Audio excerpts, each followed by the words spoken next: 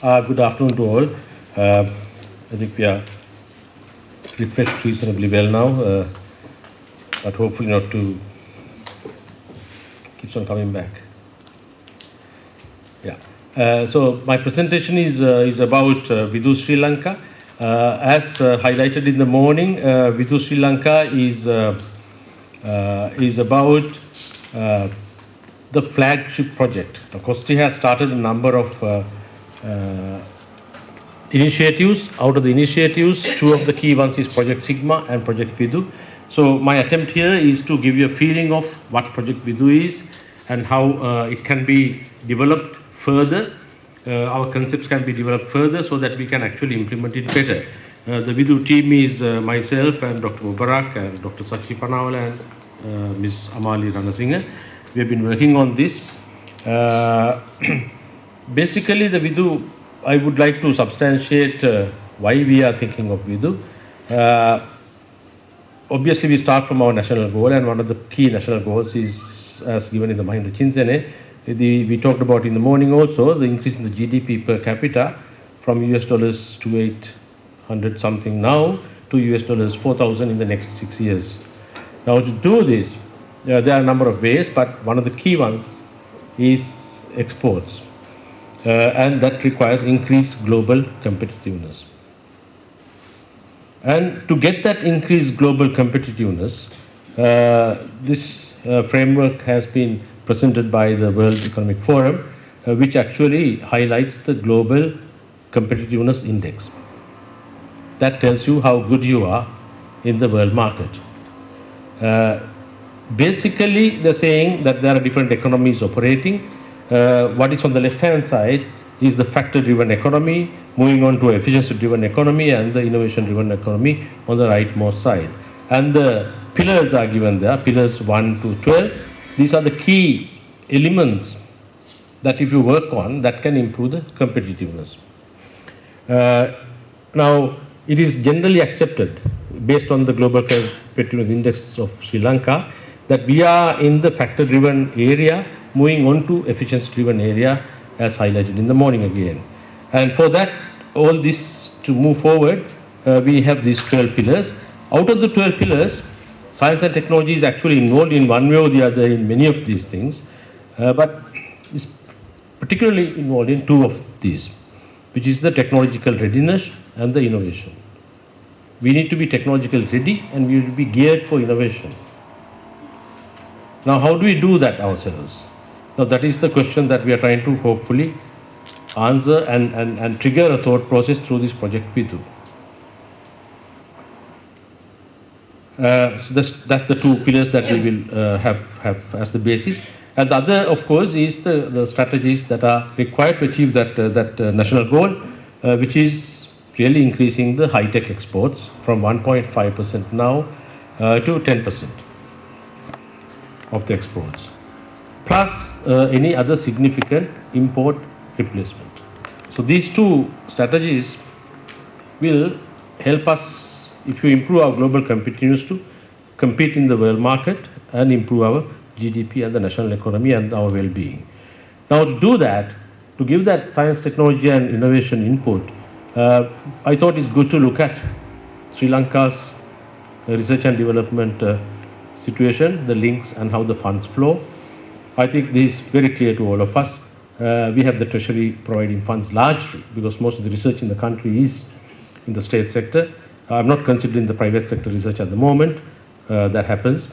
And we have the higher education ministry and through the universities and the R&D outputs, then that should flow critical to the industry and SMEs and so on. And so does the line ministries and the institutions and the R&D outputs. Now, we know the numbers now. We said 19 line ministries are involved in this and about 32 institutions are involved in this. And about 16 or 17 university faculties are involved in this, or universities are involved in this scenario. Now, this is not the only way the funds flow, because we have other organizations like NSF, NRC, CARP, NEDA, and the Vidata program, for example, in the Technology and Research Ministry, and NASTEC. as well as a kind of body that is a policy formulation body. Now, treasury funds flow through these institutions as well, and through these institutions into the research bodies, the universities, the institutions, the SMEs, and so on. So I think our issue is, at the moment, now you can see getting complex in the universities and the institutions and the R&D outputs area. Its funds are coming in from different directions. The coordination is, you can see clearly, not so easy. You can see that it cannot be, there may be duplication happening, you know, all the kind of things that are happening in the country. I think you can see that is partly depicted in that. And our issue is actually pushing that on from there to the industry and the SMEs. That's also not happening very well. So this, where I think our role begins to play a very important contribution to strengthening this process. Now, to do this, COSTI has identified a large number of activities. In the morning, Professor Ajit highlighted some of those activities, of which we have picked two key priority areas to discuss today. One is Project Sigma, which is what we have been discussing up to now, which is stock taking of R&D activities, trying to get a picture of what's happening in the country in relation to R&D. And then this other program that I'm introducing now is Project VIDU, is the flagship program. And that is, I think we heard Professor Yang speak in the morning about the G7 program in Korea, 7 technologies and 7 products that they developed, and so on. And how that triggered, how that ignited is the word he used in terms of moving the Korean economy forward. And that is not only Korea actually, it is done by a number of other countries. So looking at what's happening around in the world, how these flagship programs ignite the culture of innovation, ignite this new drive towards getting new knowledge, ignite this push towards going towards industry and commercialization. We have a kind of culled out definition which actually says that flagships are ambitious, large scale, science-driven R&D initiatives providing a strong and broad basis for technological innovation and sustainable economic exploitation in a range of nationally significant areas as well as novel benefits for the society. Breakthrough projects that can create a step change in our way, the way we work, the way we live. That's the kind of program that we want to get to. And there are examples of flagships. I think what we talked now repeatedly was the Korean program in 1992. GDP increased in Korea from US dollars about 7,000 at that time to about 23,000 now, and a little more actually. And the Korean supremacy today in the LED technology, the mobile technology, and Professor Yang said in a number of other areas, is directly attributed to these projects that they instituted in 1992. That's a good example of how these projects such as this can catalyze, can create that momentum to go forward. So it's not just the project only. Project is just a starter that creates a different environment for you to work as we go on. And this is happening right across the world right now. Europe, today if you just go to the web and look at what EU is doing, they're putting billions of euros on various, what they call flagship programs. The Human Brain Project, so kind of a supercomputer stuff. 10-year project, euro 1 billion one. Graphene program, 10 years, euro millions, 1,000, that's also billion. European Space Program, and so on. But in kind of our more related context, Malaysia has flagship programs on entrepreneur development and Nano Malaysia. Things like that. These are high-profile projects which are government-supported and sponsored, which gives a message to people that they are interested in science and technology inputs like this can change the scenario. So that's the kind of message that these projects give, and these are the kind of thing that we want to get at in the next year. Now this is what we have been working on. So as I said, what I'm presenting is our thought process, and we're very welcome to comment, and we would in fact welcome the comments so that we can actually improve our thinking process on how to do it better. So we are at the moment in the planning phase, which is really we are developing our concept papers. I think we have got a concept paper in the folder that you have. Our first draft concept paper is in the folder that you have. that explains our thinking, so you can add to that. And we carry out discussions with the NPD, National Planning Department. We have already started that. And glad to say that NPD is now looking at things in a little more positive light than, say, 1 month ago. And I think things are moving very forward, and we're very happy to listen to Mr. Ratnajiv this morning and see how we go. So that discussion must go on, and we want to get to the 2013 budget allocation, flagship projects as a budget item.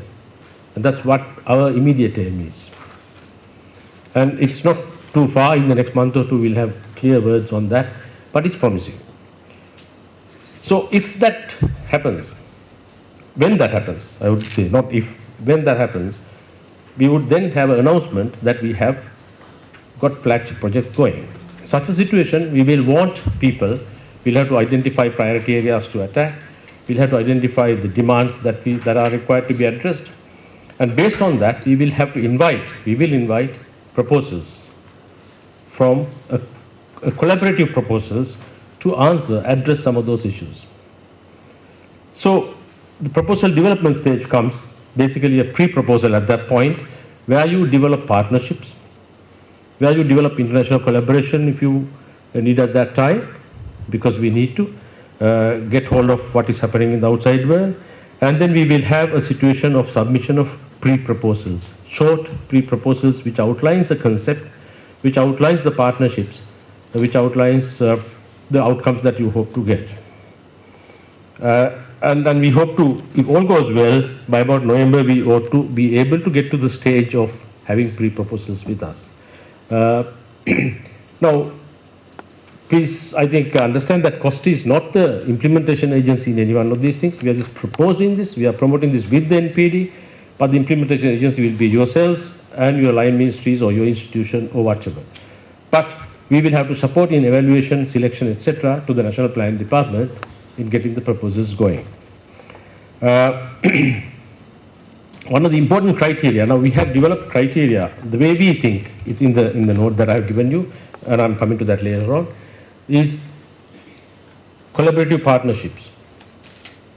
Universities, research institutes, the private sector particularly, because we need to attack a problem, and in attacking a problem and in improving our exports, the industry is important.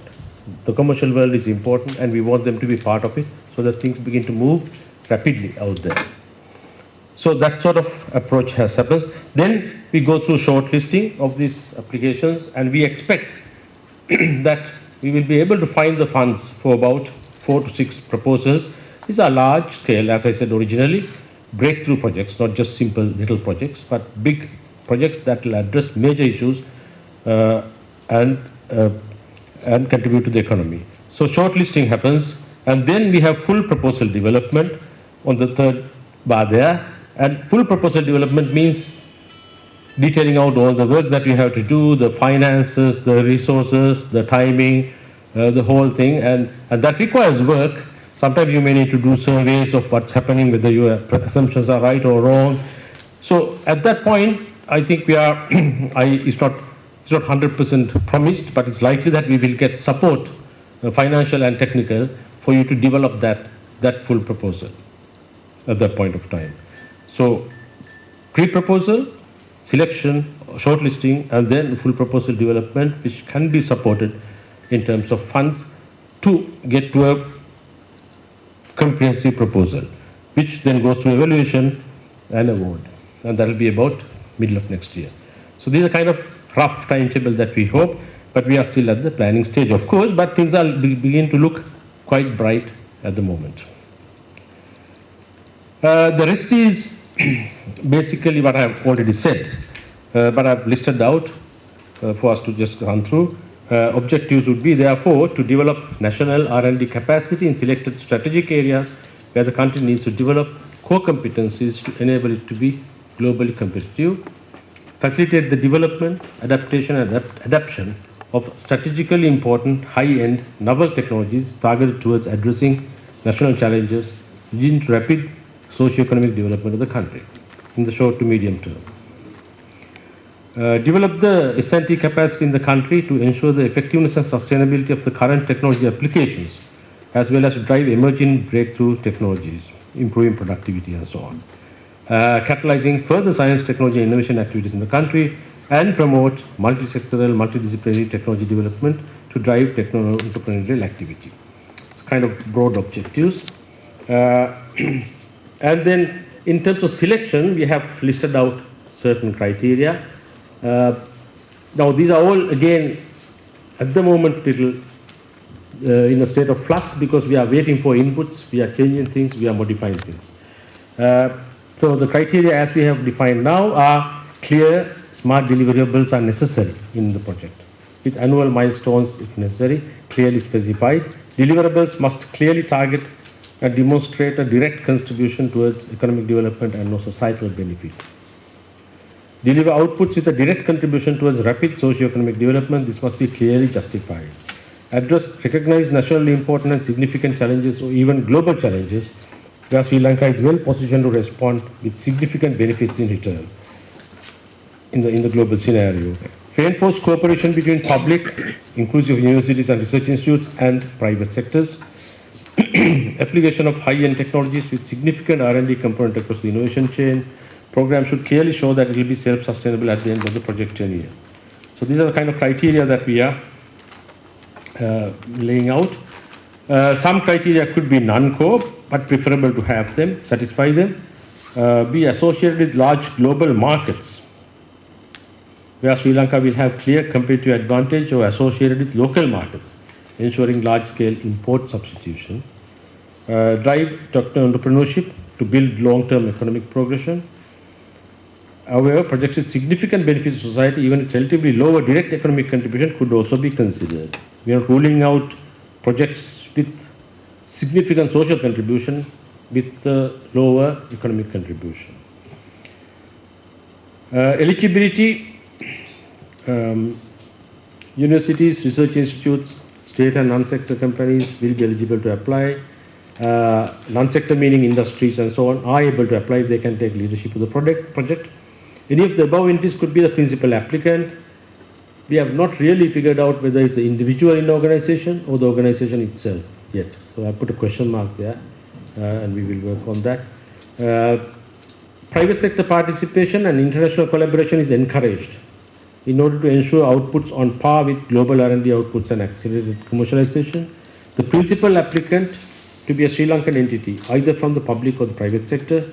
The private sector partner company should have business registration in Sri Lanka. If the principal applicant is from the private sector, the public sector partner either from the university or research institute would be mandatory. That is, if the principal applicant is from the private sector, we would expect him to collaborate with the state sector institution in developing R&D and the project. Appropriate matching contribution in cash or kind could be an advantage. Capacity of the team to manage the project in terms of availability of human resources and facilities is a key requirement. So these are kind of eligibility criteria that we are now developing. Selection will be by an independent committee consisting of eminent professionals with subcommittees consisting of industry leaders and field experts where necessary. They will manage the process of shortlisting and selection of appropriate programs based on agreed criteria in order to ensure transparency, fairness and objectivity. Normally, such a committee would be appointed by the minister himself in this sort of situation. And we will have a normal evaluation and monitoring process, which I don't want to go through too much at this point because it's too early to suggest that. But these are our thoughts at the moment. We'll have annual reports, 6 monthly reviews, progress reviews, and so on.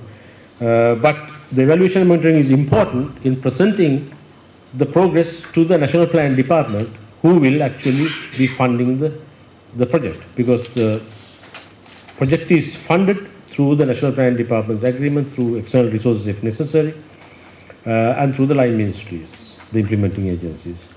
They will need to know how the project is progressing, and COSTI will carry out that support function of organizing and arranging evaluation and monitoring to brief the NPD. Now, what sort of areas do we work on? At the moment, really speaking, the real priority areas will mean quite a major exercise to identify, but we have already